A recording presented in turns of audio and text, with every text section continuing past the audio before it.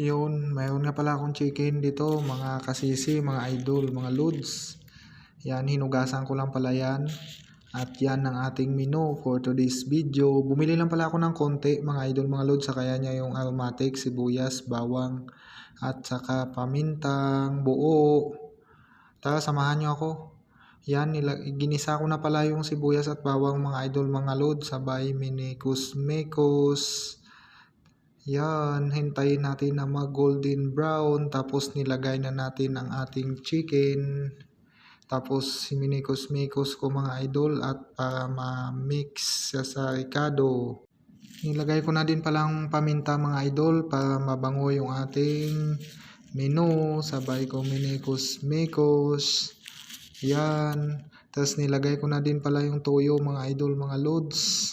Tapos siyempre hindi kailangan mawala yan, chicken cubes.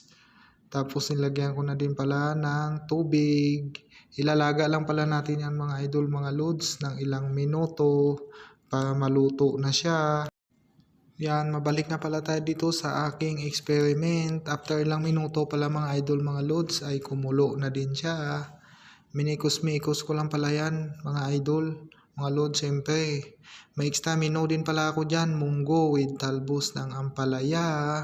Muntik na pala yan makalimutan mga idol, mga lods. Ininit ko lang din at mamaya i-food trip natin yan. Yan, chinek ko pala after ilang minutes. Yan, malapit na pala yan mga idol. At nilagyan ko na ng suka. Wow! Tapos all goods na yan maya. Yun, nilagyan ko na nga pala ang kunting magic sarap.